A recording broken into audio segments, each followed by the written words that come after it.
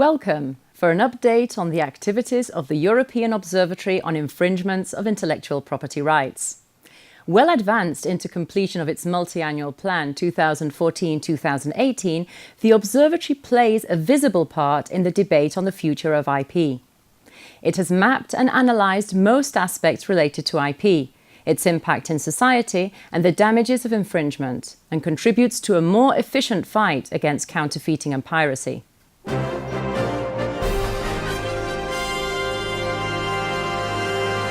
The Observatory has matured and strengthened operational cooperation with various organisations all across the globe to provide stronger intelligence to fight IPR infringement, as well as wider effective support.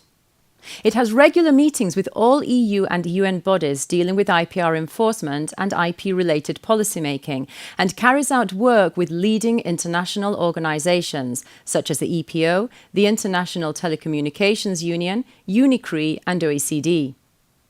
On bringing to the table also those that are at the origin, and I don't mean the organized crime, but I do mean the countries of provenance and the countries of production. There is a shared responsibility to establish, and I do think that it is to the benefit of all. We organized a lot of operations to anti-counterfeiting, to anti-piracy. And we have established some IPR enforcement assistance centers all around China. We set the 12330 hotline for the protection assistance to IPR owners, say from both home and abroad. The network of the IP attachés in EU delegations in key third countries and regions such as China, ASEAN countries and Latin America is being reactivated in cooperation with the European Commission. ACRIS, the tool to report infringements on IP rights in countries outside of the EU, has now been opened to EDB users and also to associations, EU delegations and IPR help desks. The IP Enforcement Summit, organised with the German Ministry of Justice and Consumer Protection and the European Commission, notably explored how IP can best be enforced in the digital era and discussed the impact of international cooperation in the fight against IP infringement. Two major reports were released at the summit. The first, by the EU IPO and the OECD, maps international trade routes in 10 key sectors that make up more than half of the total estimated worldwide trade in counterfeit goods. The second report, produced by EU IPO with Europol, tracks the evolution of counterfeiting and piracy within the EU, both online and offline.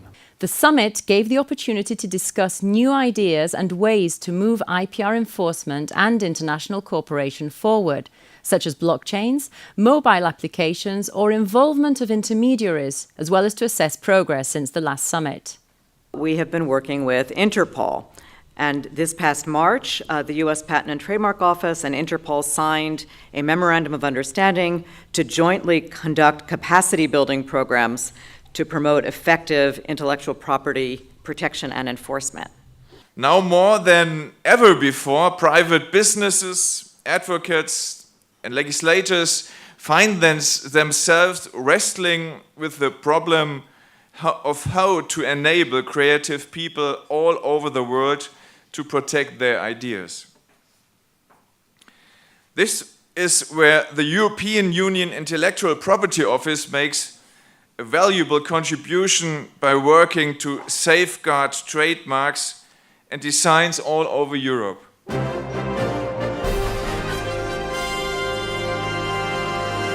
The Observatory has developed the outreach of its enforcement tools in cooperation with DG Taxud and deepened the intelligence enforcers can use and share. The use of the enforcement database by enforcement authorities has more than doubled, and custom authorities are opening up the tool to their frontline officers. We submitted the AFA, and in a very few days we had it granted, and less than 1 week later we had the very first results with the first custom block in Germany. The plan for the future is to submit other AFAs for other products in order to increase the level of coverage of protection. Knowledge-sharing activities and exchange of best practices targeting police, customs, prosecutors and judges especially focused this year on the role of intermediaries. They also included analysis of infringing business models and ventured into the environment and operating of the darknet. We're seeing changes now in the way infringing websites are collecting advertising revenue, because new technologies, including our own, are helping to reduce the amount of advertising that goes to infringing websites. The Observatory organized the third meeting of the Prosecutors Network and hosted Chinese counterparts as an initial step to engage into close cooperation between EU and Chinese prosecutors and other enforcers. Hong Kong is a very important logistic hub in the region, so there's a huge volume of cargo coming into Hong Kong as well as going out of Hong Kong. And among this huge volume of cargo, we inevitably would have something infringing. So we are aware of this situation. We try our best and whatever means we have to trying to mitigate the situation. So one of the ways is to engage the intermediaries. In this case, we have come into MOU, Memo of Understanding, with 5 major courier service providers. The Netherlands is a country which has a huge logistical function in Europe, and that the streams of goods going through the Netherlands are an endeavor to control. The Netherlands is a small and very open country, so we have to work together with other countries. A virtual training centre was launched in cooperation with CEPOL and went live on the 11th of September. And it will be a one-stop shop for law enforcement officers from police, from customs and from other agencies to find all the relevant material they will need to learn tools and to get information about the enforcement of intellectual property rights. The virtual training centre will complement the programme of knowledge-building events developed in cooperation with Europol and Eurojust and the regional seminars. No todas las policías tienen una sección como la mía, especializada y dedicada exclusivamente a la propiedad intelectual. Entonces, compartir las buenas prácticas es absolutamente necesario, siempre se aprende algo. Y Internet, evidentemente, es uno de los grandes problemas que tenemos ahora. As regards IP enforcement in the digital world, the Observatory supported the establishment of the Europol IP Crime Coordinated Coalition, IPC3. IPC3 serves to strengthen Europol's capacity in supporting member states' operational actions against counterfeiting and piracy. The Observatory is also finalising the second phase of its analysis regarding infringing business models online. It started to look closer at the potential of new technologies. A study was published with the Joint Research Centre, and further activities will be developed in collaboration with the stakeholders. La donnée personnelle est quelque chose qui est vraiment très très important, qui est devenu ce qui est plus recherché, je dirais, par les fraudeurs, pour qu'ils puissent passer sous les radars des différents contrôles qui vont être faits par l'ensemble des sites classiques, qui eux vont étudier pour voir si un client vient pour la première fois, ou est-ce qu'ils connaissent déjà ce client, etc. Donc le but d'obtenir ces données personnelles, c'est vraiment ça, c'est de les revendre pour pouvoir ensuite recréer une deuxième fraude.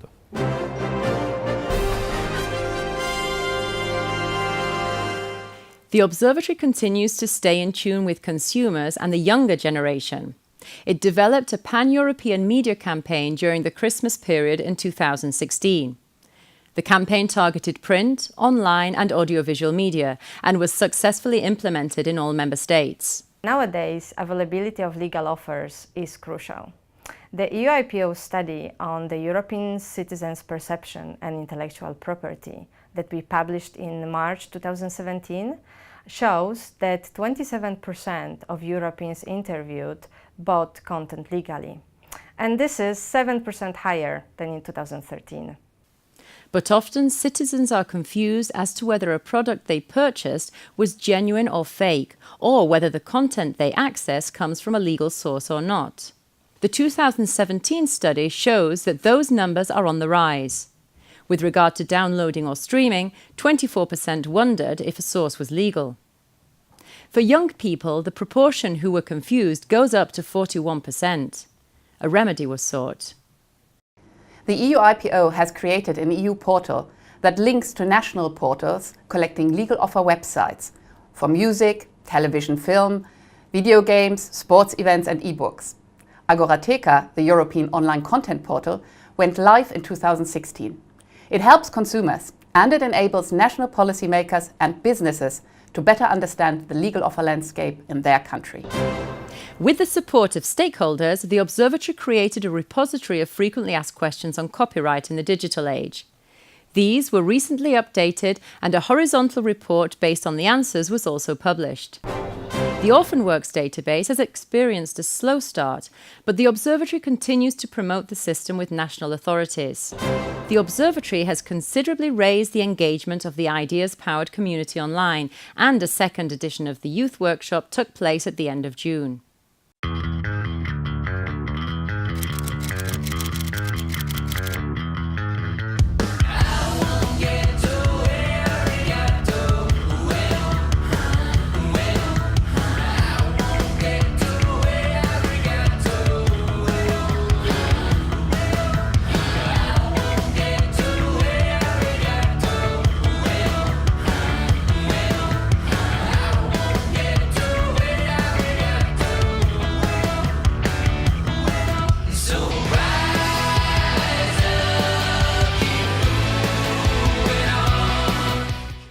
Protecting your own work and respecting the work of others plays nowadays an increasingly important role in the professional and private lives of European citizens. In terms of IP, intellectual property, this is always a bit of a topic that is neglected. On the business side, you focus more on how I can increase my sales and so on, and you care about IP in the aftermath. While it's really something you should incorporate from the very beginning on and think about it early on. Knowledge of basic principles of IP potential, built around respect for one's own ideas and others, should be deeply rooted into the education of 21st century young Europeans. The IP in Education network has been extended and developed, reaching now over 20 member states and representatives of education ministries. A contribution has been made to the European Commission Key Competencies consultation. National case studies have been analysed with a view to identifying guidelines and best practices for countries willing to integrate IP education in school curricula. The challenge is that in each member state the education is fragmented and we are not able to give directives or instructions. What we can give is to give well thought recommendations or well thought materials, simple, usable templates which can be used in order to help the work of all the ministries in these areas. Providing facts and evidence to support policymaking, creating tools and resources to sharpen the fight against counterfeiting and piracy, and raising awareness of IP and the damages of its infringement is at the heart of Observatory's mandate. Building on the strength of the network, this mandate and its implementation over the last 5 years are currently under evaluation by the European Commission. It thus opens the opportunity for future developments and perspectives.